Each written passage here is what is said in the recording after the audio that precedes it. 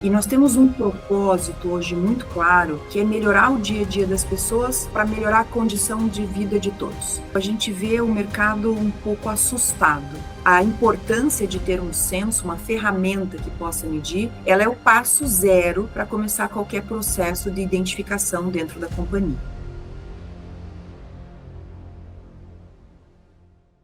Não é novidade que a atualização da NR1 obrigou as empresas a olharem para os riscos psicossociais. Mas uma coisa que ela também fez e que ainda está pouco visível é ter exposto um problema muito profundo. A maioria das empresas, infelizmente, não sabe o que realmente adoece as suas equipes. E exatamente esse é o problema que o case da Sodexo ajuda a resolver. Há 10 anos, a empresa construiu o Censo de Saúde Mental, uma escuta em escala que já ouviu mais de 25 mil colaboradores e gera um diagnóstico completo do que precisa ser de fato cuidado na hora de reduzir risco psicossocial.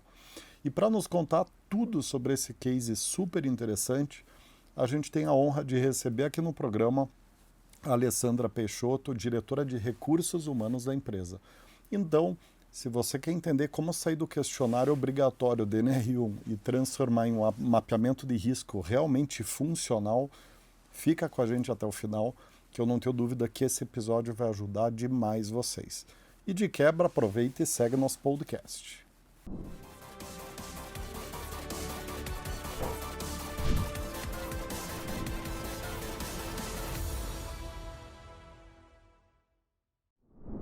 Muito bem, sejam muitíssimo bem-vindos e bem-vindas a mais um episódio do Gestão de Pessoas, o podcast semanal de entrevista divulgado em mais de 10 plataformas de podcast e no YouTube, que leva até vocês já há mais de 6 anos e 270 episódios, os principais cases, tendências e boas práticas de RH do momento. Para quem é novo ou nova por aqui, esse programa é um oferecimento da The Forces Company, grupo de RH, especialista em resolver os problemas mais complexos de recrutamento, seleção e assessment, que se tornou nos últimos anos um dos maiores grupos de RH do país. Para começar, eu quero dar muitíssimo boas-vindas à nossa convidada de hoje, a Alessandra, super animado aqui em te receber, Alessandra. Obrigada pelo convite, acho que vai ser uma ótima oportunidade, não só para a gente contar as boas práticas, mas para fortalecer também os vínculos como RH, para discussões tão importantes como essa hoje em dia, né? Que bacana, que bacana. É muito legal. Você tocou num ponto importante, né? Que é essa oportunidade dos podcasts em geral serem hubs, né? Para a gente trocar, abrir contatos novos.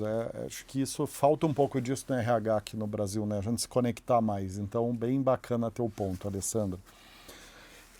Para começar, como é a primeira vez de muitas que você vai vir aqui no nosso podcast, é, eu sempre gosto de pedir para as pessoas que estão estreando contar um pouquinho sobre elas e sobre o cargo que elas estão ocupando no momento, para a gente ter um pano de fundo sobre a pessoa por trás do case, né?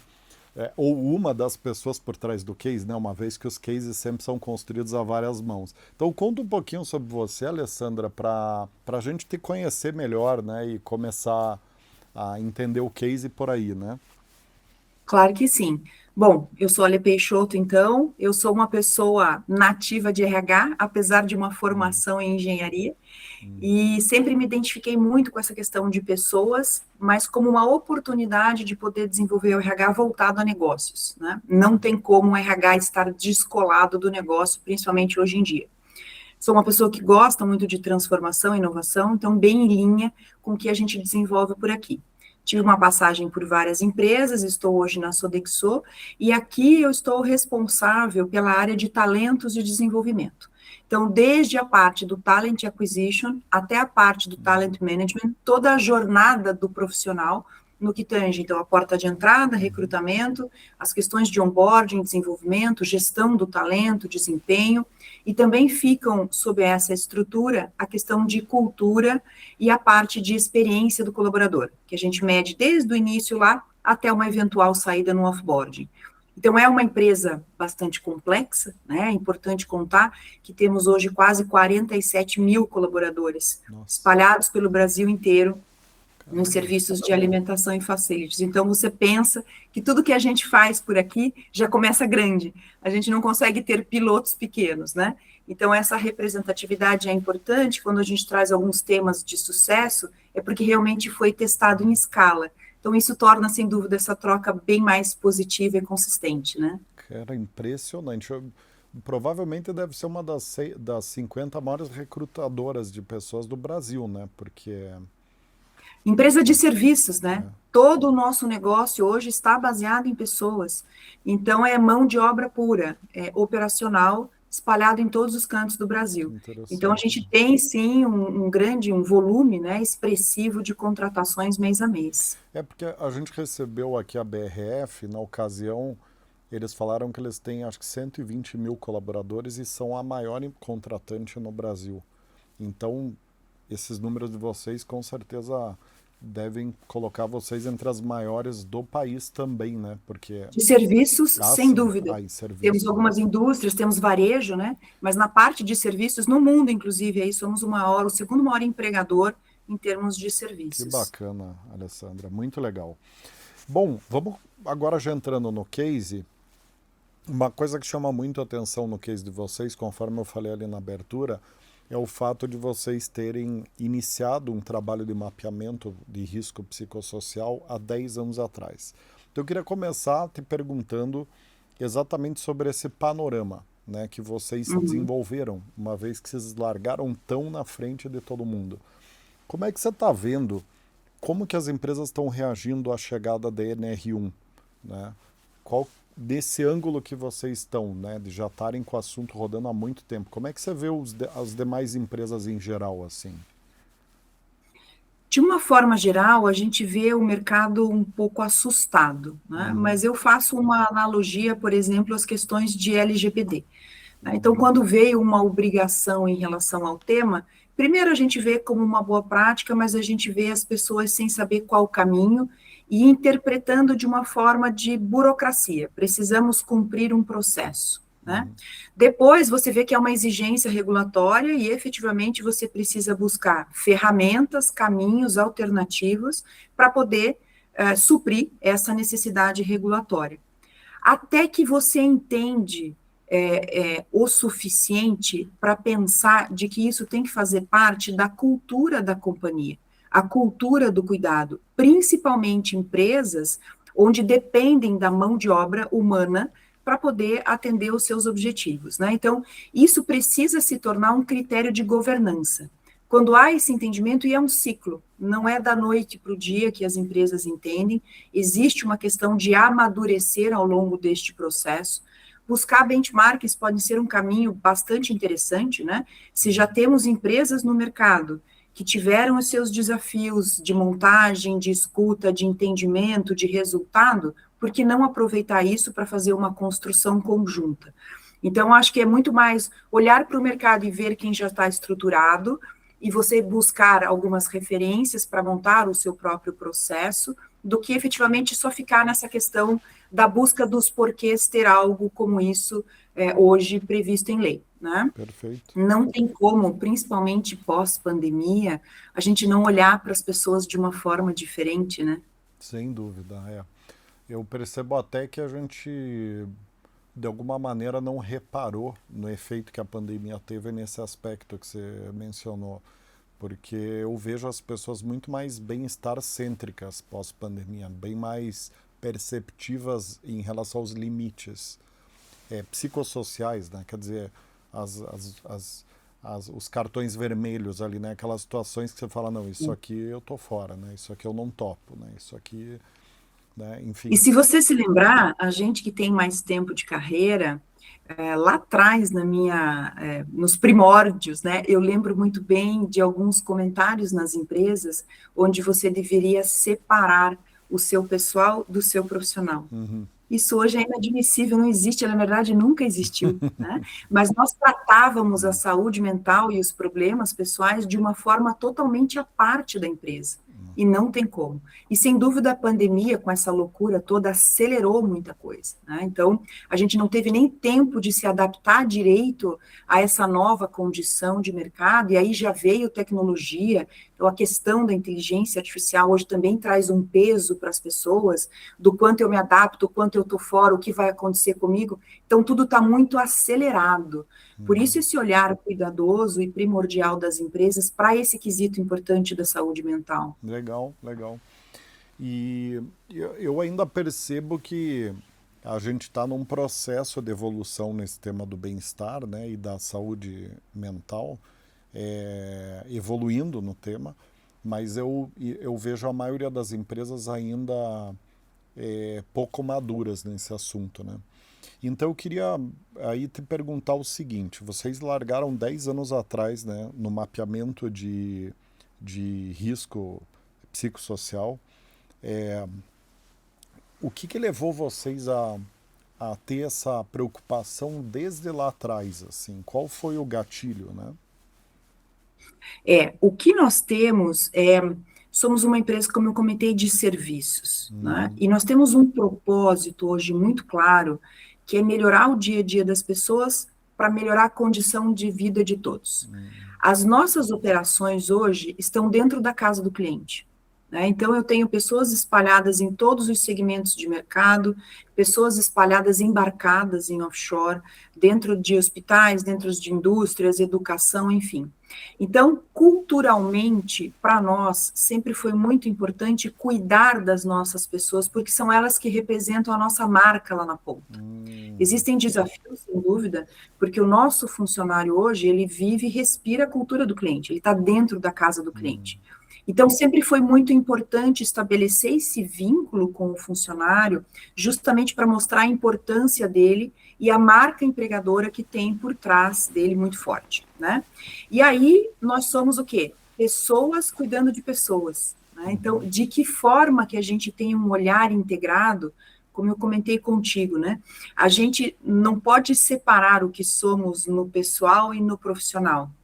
Então, de que forma que a gente consegue estudar, e para nós esse sempre foi um ponto, regiões diferentes, complexidades de operação, complexidades culturais, as realidades de cada operação. Eu tenho operação hoje que tem 7 pessoas, eu tenho operações que tem 700, né? E como que a gente faz, então, para chegar a toda essa informação, esse cuidado lá na ponta, que é algo bastante cuidado aqui por nós. E aí, quando a gente fala desses 10 anos, na verdade, nós estabelecemos um olhar para a saúde integral. O ser humano não é só saúde mental, não é só saúde física, não é só saúde social. Ele é a integração disso tudo, né? Então, é claro que com muita escuta ativa dos nossos funcionários, nós temos pesquisas de engajamento para isso, o acolhimento das nossas operações, o apoio emocional, fez com que a gente entendesse que era preciso criar programas e fortalecer, sustentar. Também não é só criar e depois você largar, precisa sustentar, melhorar constantemente, trazer dados para essa realidade, o que funciona, o que não funciona, está tudo certo, então vamos rever, vamos remanejar para que funcione. E aí, a partir disso, a gente identificou que a questão de segurança, engajamento, permanência, né, que é a retenção, a qualidade do nosso serviço e a experiência no trabalho faziam muito sentido para as nossas pessoas. Todos nós hoje, comentamos ali no início a questão de mão de obra, temos problemas de turnover, de absenteísmo, então de que forma você consegue fazer a pessoa se sentir pertencente àquele ambiente, se sinta segura psicologicamente, né, para poder desenvolver o seu melhor. E a partir disso que a gente pensou, peraí, a gente precisa fazer alguma coisa em relação a isso e olhar isso de forma integral. Então, por isso que começamos há 10 anos atrás nessa estruturação. Hoje temos uma área especializada chamada Você Bem, que é onde a gente pluga todos esses programas, olhando então para a saúde mental, para a saúde física e para a saúde social, e tem uma série de processos, né, e programas em específico atrelados a cada um desses pilares. Isso tudo começa, imagino eu, lá no censo, né? Que é o raio-x, né? Exatamente. Vamos falar um pouquinho desse raio-x, que eu acho que é o primeiro passo, né, para quem eventualmente for iniciar um processo de gestão de risco psicossocial mais robusto e estruturado, né, tão bem estruturado. Comenta um pouquinho de como é que está estruturado esse censo de vocês. Perfeito. Bom, como é que surgiu a iniciativa do censo, né? Primeiro que a gente precisava ter uma escuta clara e uma leitura da realidade.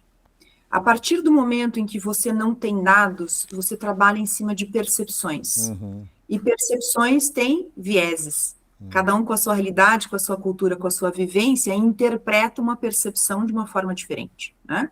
Então, como que a gente consegue ter dados para uma tomada de decisão e também focado nessa questão da saúde?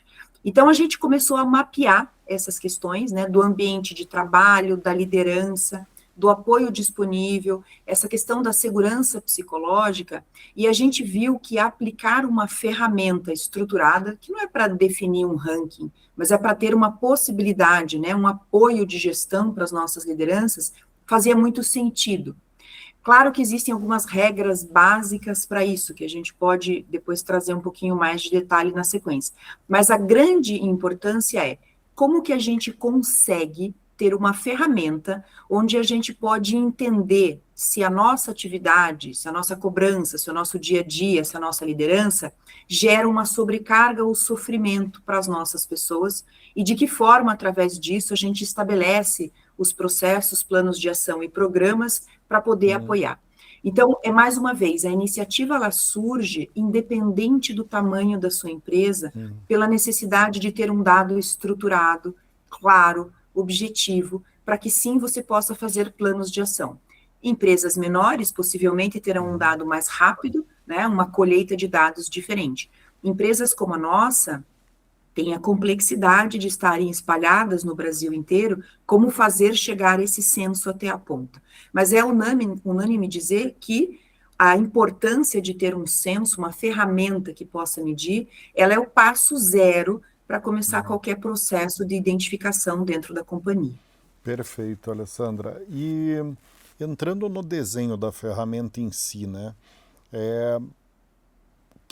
O que ele mede especificamente? Então, qual o espectro, o raio de atuação do censo, pensando que o risco psicossocial é algo bastante amplo, né? Se ele cobre todos os aspectos ou não.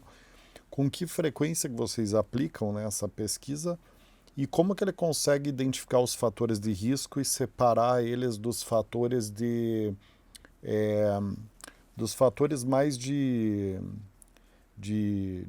fator de correção de risco, né? Riscos já aconteceram e fatores de premeditação, né? Antecipar risco. Antecipar, né? Como é que a gente estruturou aqui o nosso censo na prática? Uma empresa deste tamanho, e nós não tínhamos competência interna para poder desenvolver um processo como esse, nós buscamos um parceiro externo, né? Por isso que eu digo que melhores práticas, muitas vezes, podem apoiar empresas um pouco menores, que eventualmente não tenham um orçamento para isso, mas à medida que seja possível, é interessante você buscar um parceiro que tenha competência para isso. E ele vai te direcionar e vai trazer as volumetrias e os caminhos, além de poder estabelecer quais são os percentuais, até onde realmente é uma ação preventiva, até onde é uma ação corretiva, e até para as questões mais graves que hoje a gente vê dentro das organizações, né? Então, a gente viu ali, primeira coisa, né, essa oportunidade de poder fortalecer a cultura do cuidado. E tem um ponto importante que a gente estruturou, que são 4 pilares fundamentais que fizeram com que a gente conseguisse chegar no resultado que nós temos hoje, né? Primeira coisa, e não tem nada a ver com ferramenta, é a comunicação do processo. Então, tem que ser uma comunicação clara sobre o propósito do censo. Porque senão você aplica e você pega dados e não faz nada com ele, as pessoas começam a não engajar e a não confiar mais naquilo que você está ali vendendo, né, como uma solução ou como um caminho para poder entender ali o ambiente de trabalho. Então, a comunicação tem que ser clara em todas as etapas do processo, e isso em qualquer tamanho de organização. O ponto 2 é a garantia do sigilo e da confidencialidade, tá? São informações extremamente sensíveis, que a gente sabe que as pessoas muitas vezes não abrem nem com seus familiares, nem com o seu cônjuge, é algo que está lá dentro. São perguntas direcionadas onde a gente precisa atender questões da legislação, mas também são perguntas que nós podemos abranger um pouco mais de acordo com aquilo que a gente quer entender da empresa. Então, nós, por exemplo, estamos no atendimento direto aos nossos clientes, à linha de frente. Então, existe uma pressão, existe uma cobrança, então existem aspectos, além de lei, que nós gostaríamos de entender e vimos uma oportunidade de trazer também o censo para isso. Então, poder gerar uma confiança do ambiente, para poder ter esse sigilo e confidencialidade, é um ponto também fundamental. Terceiro ponto, gente, isso também depende de tamanho de empresa, é o engajamento da liderança, né? No nosso caso, nós temos hoje os nossos gerentes de unidade, que a gente chama de GU, que é quem faz a ponte entre nós, áreas administrativas, e a operação, o nível operacional que executa lá na ponta a nossa atividade. Então, a liderança, ela teve um papel fundamental, porque é ela que cria esse elo diário, né, de confiança, é ela que está ali no dia a dia, gerenciando o time, sabendo o que acontece com o time, sabendo porque uma pessoa atrasou, sabendo de condições familiares, sabendo de onde a pessoa vem. Quando a gente fala, por exemplo, em regiões como São Paulo, a complexidade de localização, o tempo que leva até o trabalho. Então, tem uma série de pontos que não adianta uma estrutura ou uma área tentar identificar. A liderança que está direta no dia a dia tem um papel fundamental para isso, e nós desenvolvemos muito essa liderança, inclusive com questões de liderança empática, para que ela tivesse esse cuidado. O cuidado com ela primeiro, porque também se um líder não está preparado para o que vem pela frente, quando a gente fala em saúde mental, ele não tem a mínima condição de seguir em frente. Então, preparamos o líder, primeiro para ele poder se autoescutar e trabalhar, e depois para ele poder trabalhar dessa forma organizada com o time. E o quarto ponto, né, nesses 4 pilares que eu comentei, é desenvolver a segurança psicológica, né, é poder proporcionar este espaço efetivo e intencional. Então, não pode ser alguma coisa de quadrinho de parede de reunião, né, ou bonito que a gente deixa numa gestão à vista. A gente precisa proporcionar essa segurança para que as pessoas com este tema tão sensível se abram para poder trazer aí as suas principais dores, anseios, expectativas, né, e sombras, para que a gente possa fazer um plano de ação. Então, a gente trabalhou muito para que as pessoas confiassem no processo, com informação protegida, com resultado confidencial, para quê? Temos um objetivo, gente, é melhorar o seu ambiente de trabalho, né? E aí a segurança psicológica, a gente viu que foi um dos fatores mais relevantes para reduzir esses riscos psicossociais, né? Porque aí permite que a pessoa fale, que a pessoa aprenda, que a pessoa peça ajuda e principalmente que ela contribua com confiança, né? Porque também não adianta termos dados superficiais. A gente entra num tema muito crítico, né? Superficiais não vão nos ajudar a criar os planos necessários para poder apoiar a operação. Então, acho que em cima desses pilares que a gente foi estruturando e foi dando muito certo, se perguntou de quanto em quanto tempo, nós fazemos a aplicação do censo hoje anual. Até por ser uma empresa deste tamanho, se a gente reduz este prazo, a gente não tem tempo suficiente de entender os resultados e criar os planos de ação consistentes para poder aplicar lá na ponta. Então, a gente precisa receber os dados, depurar os dados, criar grupos multidisciplinares para entender esses dados. Tem uma responsabilidade muito grande de manuseio dessas informações. Temos que trabalhar vieses de liderança, né? Então, tem toda uma questão de diversidade, equidade e inclusão também por aqui, para que a gente possa ter os planos efetivos. Então, anualmente, vem dando bastante certo essa aplicação. Ano que vem também teremos nova aplicação. Agora, daqui para frente, né, esse acompanhamento é contínuo. Legal.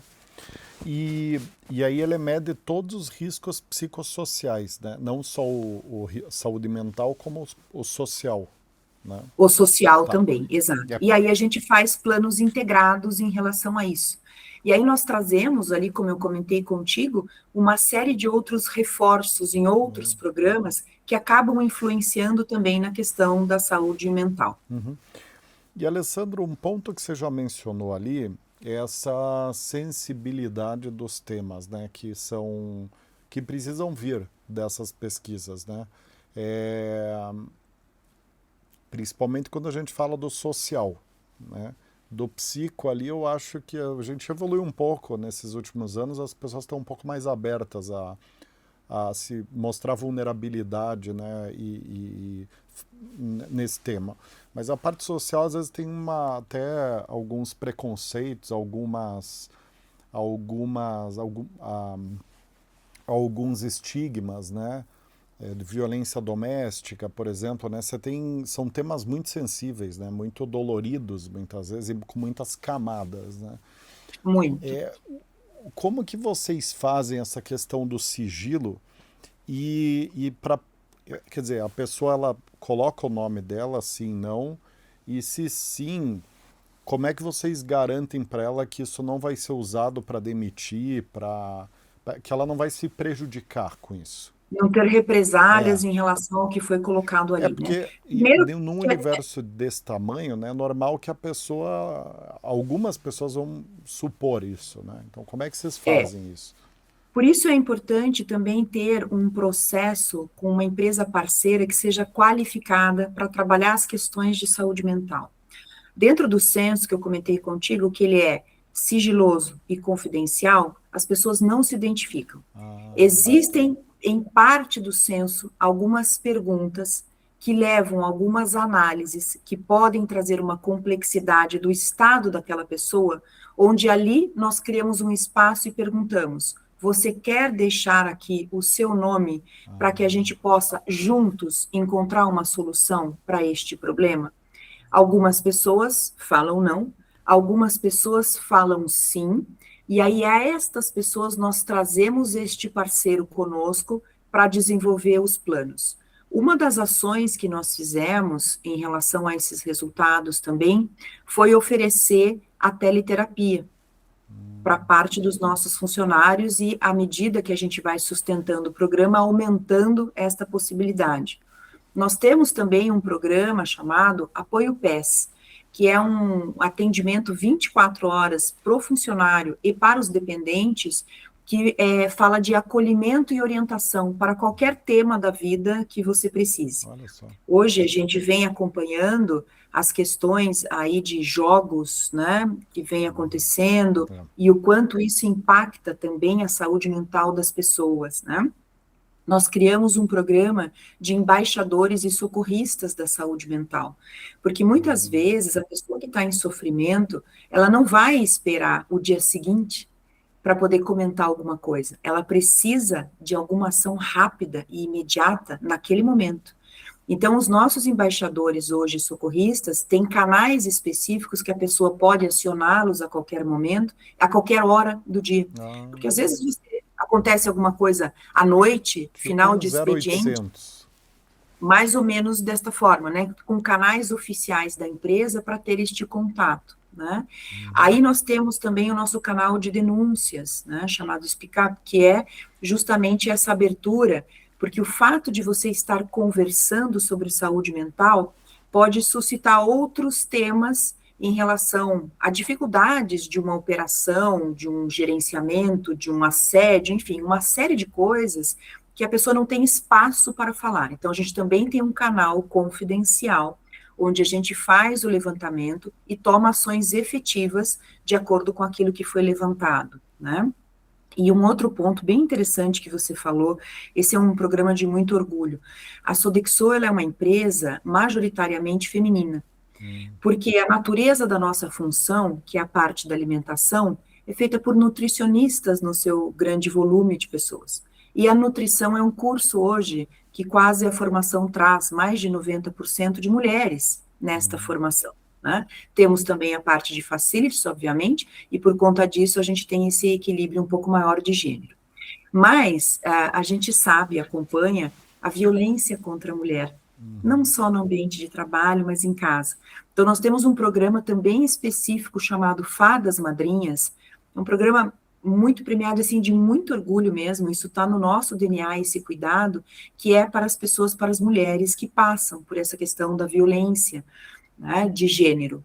Então, tudo isso, você vê que a gente vai fortalecendo a questão, porque de alguma forma está ligado com a saúde mental. Hoje, o benefício que nós damos para exercícios, né? Então, nós temos uma plataforma hoje onde as pessoas podem adquirir para fazer o seu exercício físico. Por quê? Porque o exercício físico também contribui para você ter, né, uma saúde mental mais equilibrada. Então, o que a gente foi fazendo foi juntando tudo isso. E aí, o que nós fizemos foi criar realmente um programa específico, uma área hoje, né, que tem um mote que é Você Bem, onde a gente tem ações de cuidado, de bem-estar, de qualidade de vida, englobando tudo isso que eu comentei contigo, né? A saúde física, a saúde emocional, a saúde social. Então, não dá mais para você trabalhar de forma apartada, é uma coisa integrada, e um benefício precisa conversar com o outro para você poder dar o espaço. Tem pessoas hoje que acabam tendo como válvula de escape o exercício, mas há pessoas que precisam de um direcionamento um pouco mais a fundo. Tem muita gente que começou a fazer terapia e aprendeu as questões de terapia até na época de pandemia, né? E que hoje se sente bastante amparado pela companhia para poder trabalhar consigo mesmo. Então, nem todo mundo, como eu te falei, abre o espaço para que a gente possa entender o que está acontecendo e conversar diretamente. E está tudo bem, a gente respeita, né? Mas o que a gente faz? A gente tem, pelo menos, a condição de entender qual foi a unidade de negócio, tanto operacional quanto administrativa, onde nós tivemos alguns casos mais sérios que precisam de ação. Se temos, como eu te falei o nome, a gente vai ter um plano de ação. Se não temos, mais uma vez a gente faz um trabalho com a liderança para que ela promova um espaço aberto de diálogo, para a gente tentar identificar e a pessoa venha de forma intencional por ela mesma, buscando este apoio. Não é um trabalho fácil, né? A gente sabe que é a loucura do dia a dia, a pressão, a cobrança, mas é como eu falei para você, o papel da liderança em qualquer aspecto que a gente fala aqui de saúde mental, ele é fundamental para criar esses espaços de escuta, né?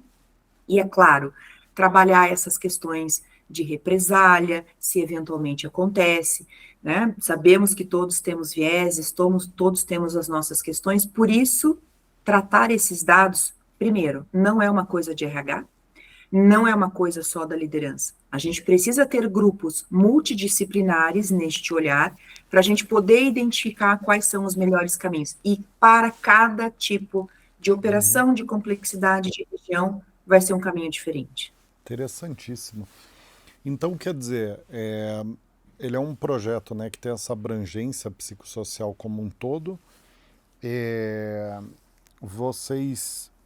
é sigiloso, né? Então a pessoa só se denomina, só é optativo abrir um nome. E vocês aplicam como empresa terceira para garantir a confiabilidade ainda maior de que o sigilo vai ser respeitado e também poder tratar esses dados sem ferir o sigilo, né? Porque daí você estratifica por áreas, né? Consegue fazer um mapa de calor dos temas, além de tratar os temas pontuais que surgem, né? Da pessoa que se nomina mesmo, que sai do anonimato, né? Exato. E aí vocês têm esse guarda-chuva de várias iniciativas, né? O Você Bem, Apoio PES, Teleterapia, Embaixadores, Socorristas, né? Saúde mental e esse Speak Up, né? Então, quer dizer, tem um guarda-chuva de ações ali que vocês vão usar para gerir essas áreas de calor ali, né? Onde a temperatura está subindo, fazer um trabalho de arrefecimento ali, né? Fazendo uma analogia, né? E comenta um pouquinho, olha, primeiro, parabéns, né? E super interessante, né? Esse case de vocês, né? É impressionante, né? Como exige, né, uma engenharia robusta fazer um trabalho bem efetivo num universo tão grande de pessoas, né? Então é impressionante o case mesmo. Então, primeiro de tudo. Mas eu queria aprofundar agora, Alessandra, na questão dos principais resultados que vocês têm observado com essa iniciativa. Comenta um pouquinho assim dos números, né, que vocês têm conseguido ter com esse projeto. A gente conseguiu, a gente, neste universo nosso todo, conseguimos chegar em 25 mil pessoas, porque a pesquisa também ela não é obrigatória, né? Se se a pessoa se sente confortável para, é claro que através da comunicação que eu comentei contigo, a gente fomenta a participação. Porque como que eu consigo trabalhar um tema tão sério se eu não tenho a informação adequada para? Mais uma vez, eu saio da percepção e eu vendo isso internamente, né? Então, gente, vamos trabalhar com dados. Para isso, a gente precisa que vocês nos contem o que está acontecendo, né? E confidencial, justamente para não ter essa questão de represália. Então, a gente identificou ali temas muito prioritários, com públicos que precisam de uma maior atenção para fortalecer esses programas já existentes, né? Então, os primeiros resultados que a gente vê, sem dúvida, a gente bate também, o próprio RH, ele acompanha as operações, e nós sabemos, eventualmente, operações de maior risco, onde tem mais pressão, onde tem um determinado tipo de contrato que pode suscitar algum ponto de atenção em relação à saúde mental. Então, isso nos traz, mais uma vez, um resultado prático da onde a gente precisa atingir.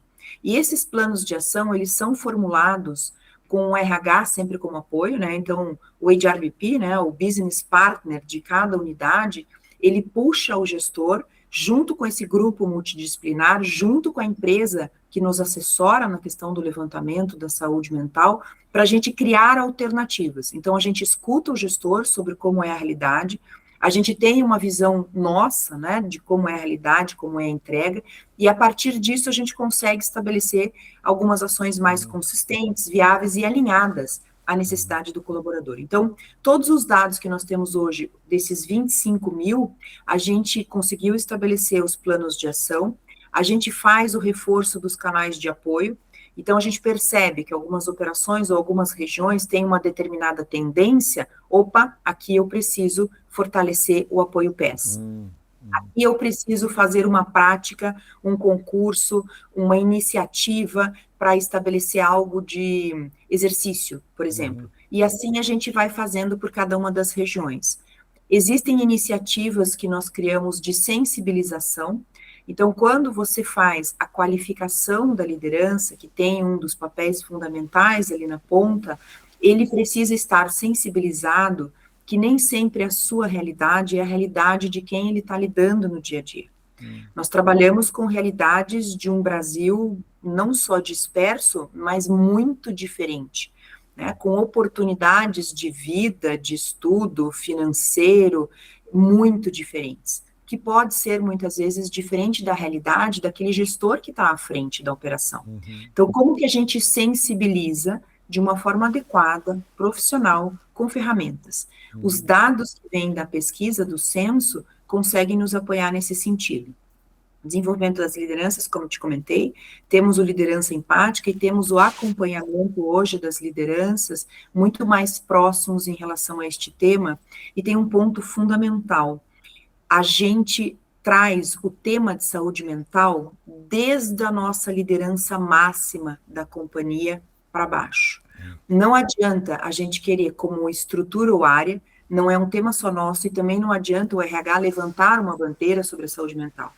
A liderança máxima, a nossa presidente hoje, o nosso time de liderança regional, o board da companhia, toda a nossa liderança sênior da companhia tem que entender a complexidade que é trabalhar com pessoas, estar na casa do cliente, a responsabilidade que temos para isso, e fazer os devidos deploys, né, os devidos cascateamentos das informações. Então, desde o início, o processo não começou conosco, começou com a alta liderança, falando da importância. Então, nós temos eventos, né, com as altas lideranças, e depois vamos fazendo o cascateamento, muito regulares, e sempre trazemos o ponto do engajamento, da saúde mental e da nossa cultura para a performance. Como que a gente entrelaça esses pontos nesses planos de ação? E aí a gente fez a ampliação da rede interna de cuidado, né? Então, uma das ações que saiu como resultado, né, em prática, do resultado do censo, foi criar os embaixadores da saúde mental. Então, a gente abriu também como voluntário, nada aqui pode ser obrigatório, porque não faz sentido, né? As pessoas não compram a ideia. Então, foi voluntário o programa, e a partir de agora, com os resultados que se tem ano a ano, e cada ano a gente vai descobrindo mais resultados e mais possibilidades de trabalhos e de trazer novos programas para a companhia, né? Então, por isso também que a base é importante, a primeira vez é importante, e a responsabilidade de tratar o dado e trazer os planos de ação e programas que possam suportar isso ano a ano são muito importantes, né? Se você deixa o Léo, deixa as coisas para as pessoas desenvolverem ou simplesmente para a liderança, mas sem acompanhamento, isso acaba entrando no dia a dia, acaba entrando numa rotina e não tem o olhar cuidadoso que se precisa, né? Então, sem dúvida, o censo ele vem trazendo para a gente ano a ano uma série de informações que fortalecem alguns caminhos, outros caminhos fazem com que a gente revisite, né, e veja se faz sentido ou não, e a criação de novas alternativas. Então, cada dia a gente vem vendo também no mercado opções diferentes de parceiros, consultorias, fornecedores focados em trabalhar a saúde mental. Constantemente você tem que estar olhando o mercado e ver se faz sentido algum desses produtos para a sua empresa. Então, é essa busca constante de alternativas que o resultado acabou nos trazendo na prática, e por isso temos uma estrutura dedicada. Mais uma vez, se a gente deixa esse tema como uma determinada área, é possível que ela não tenha atração, ela não tenha força para escalar. Então, tem que ter uma área dedicada, ancorada pela liderança máxima da empresa, para que quando se precise fazer alguma ação na prática, a gente tenha força suficiente para isso, né? Então, essa estrutura hoje que nasceu do Você Bem, ela traz exatamente isso, né? E ela tem um espaço conquistado na empresa. Claro que começou pequeno, hoje muito fortalecido, mas é um espaço. Então, os comunicados que saem, as informações que saem, os pushes que a gente faz com a liderança sobre este tema são prontamente aceitos. Porque já está muito claro, já é a nossa cultura do cuidado, já está no nosso DNA, que se a gente não cuidar das pessoas, a gente não prospera no nosso negócio. Então, acabou entrando muito nisso. Então, hoje é muito mais uma sustentação do que uma novidade, né? Então, a NR, na verdade, ela trouxe para a gente só um olhar diferente, uma necessidade de ter uma questão do analytics, né, de ter a informação correta para seguir, mas de coisas que para nós já faziam parte da nossa cultura do cuidado, né? Então, abriu os olhos, sem dúvida, traz uma burocratização positiva, sem dúvida, porque aí você tem os caminhos certos até onde você precisa ir. Então, encarar, inclusive, deste jeito, traz um ganho para você poder fazer acontecer, né? Se você olha por aquele lado de, caramba, é mais uma legislação, é mais uma questão, gente, estamos falando de pessoas. Então, não é uma ferramenta para estabelecer ranking dentro da companhia, né? Quem tem uma saúde mental melhor, qual área é melhor do que a outra? Isso não existe. Isso tem que ser uma ferramenta como um instrumento de gestão e cuidado, né? E mais uma vez, não é só do RH. Tem que ser da empresa inteira e tem que ter como sponsorship a liderança máxima da companhia, né? Bem interessante o teu ponto. Recentemente a gente fez uma série de palestras ao redor do Brasil no que a gente chamou de roadshow, né? De palestras em movimento, né? Então a gente foi para várias capitais de estado falar sobre por que está tão difícil recrutar esse ano, né?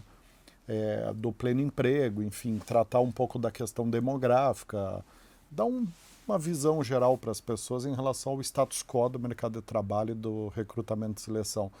E é interessante porque em uma das palestras uma pessoa me perguntou, depois da palestra na parte de perguntas e respostas, ela me um dos outputs da palestra, dando uma palhinha, é o seguinte: o mercado de trabalho está super concorrido, né? A gente tem aí uma pressão demográfica, enfim, tem uma série de fatores que tornam recrutar muito mais difícil do que foi no passado, e o caminho agora é a empresa investir em engajamento e bem-estar, né? Então esse foi um dos outputs. E aí é um dos outputs dessa palestra, né, uma das grandes mensagens, e que o bem-estar tem que entrar na cultura da empresa, e começando no CEO e no C-Level e desdobrando para baixo. E aí uma pessoa me perguntou exatamente sobre esse ponto que você trouxe ali. Ela falou: Rodrigo, e qual que é o papel da NR1? Ela vai ajudar ou vai atrapalhar o RH? E eu achei a pergunta bem interessante, porque eu acabei respondendo para a pessoa o seguinte: eu falei, olha, ela vai ajudar, porque antes a gente tinha convicção de que precisava fazer e de que era o certo e de que gerava resultado. Agora a gente tem a obrigação.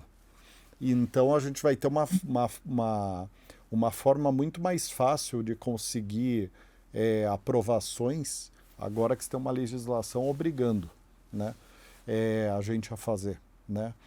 Então, a despeito da questão de se é justo ou não jogar para a empresa a responsabilidade que deveria ser do Estado, sem entrar nessa questão, que eu acho que não cabe aqui, não é o tema, e nem nosso papel como RH entrar nesse assunto, mas falando especificamente do tema da NR1 especificamente, eu vejo dessa forma, né? A legislação nos dá uma munição para a gente ter mais argumento para defender iniciativas dentro das empresas, né? Não o contrário, ela E não é ela traz inimiga. mais visibilidade, É, né?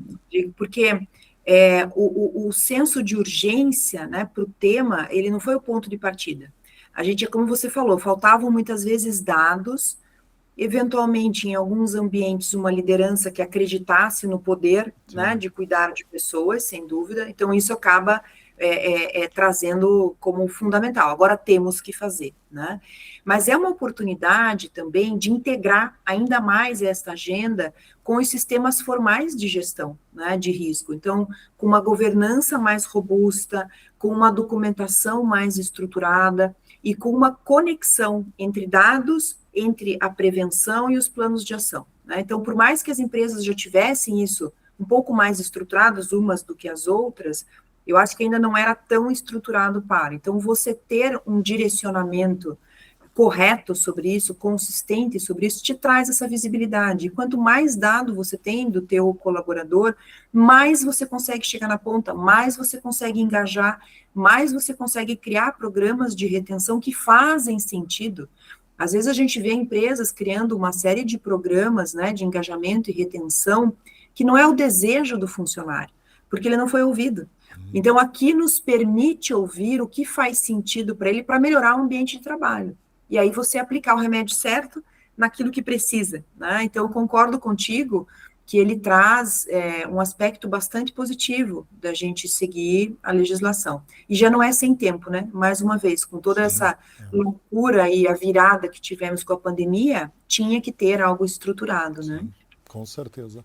Não, é um passo evolutivo, né, para a gente ir aprimorando nossa visão de coletividade, né, de ter a empresa como um ambiente de pessoas que se juntam e, portanto, É. precisa funcionar em vários aspectos, não só no ponto de vista financeiro, né, ele tem que se sustentar, Exatamente. né. Qual é o legado que você quer deixar, né? Não só de resultado de empresa, de programas que foram muito bem estabelecidos, de resultado, mas o legado na vida das pessoas. Aham, Qual é o sentimento que você quer deixar, você como gestor e você como empresa, uhum, dentro de uma história profissional de alguém, né? Então, existe uma responsabilidade muito grande nisso, né? de verdade. Alessandra, queria te agradecer muitíssimo pelo teu tempo aqui com a gente. Adorei o papo, né? Esse tema da NR1 realmente é um dos grandes assuntos do ano. Então, queria já deixar no ar o convite para você voltar aqui no programa e manter a gente atualizado, não só desse case de NR1 de vocês, mas de outras iniciativas também, porque sem dúvida vocês têm muito que ensinar aqui para a nossa audiência e essa troca vai ajudar muitas empresas a subir degraus aí na gestão de RH. Então, muitíssimo obrigado e espero te ver de volta, viu?